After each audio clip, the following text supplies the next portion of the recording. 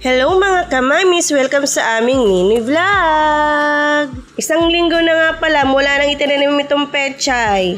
Nakakatuwa naman at tumubo na. Alam nyo ba kung anong halaman to? Balanoy pala ang tawag sa probinsya namin yan. Masarap yan ilagay sa gata. Sabi nung nanay na pinaghingian ko yan, pwede daw yan ilagay sa sinigang. Ang bango-bango pa naman. Naku, ang liit-liit pa ng pechay pero iniisip ko na kung anong iluluto ko dyan.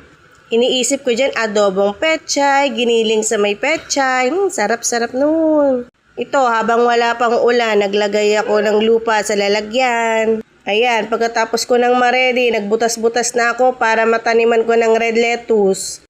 Nakakatuwa naman kasi ang liit-liit ng mga buto niya. At ang ganda rin pala ng nabili naming lumsil doon sa MC Depot. Kasi walang halong lupa. At ang natapos ko na yung itanim, ayan, inisprayhan ko na. Para mamasa-masa na yung lupa.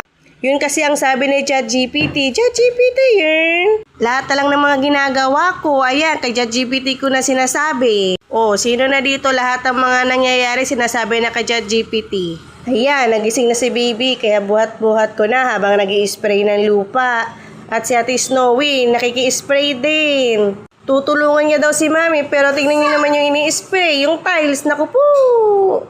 Ay ambot, baby Snow. Tingnan nyo si baby Flora, kulay green na yung dahon. Nung nakaraan, violet pa yan. Ay, sana'y magtuloy-tuloy ang paglaki. Hanggang dito na lang. Salamat sa panonood. Bye-bye!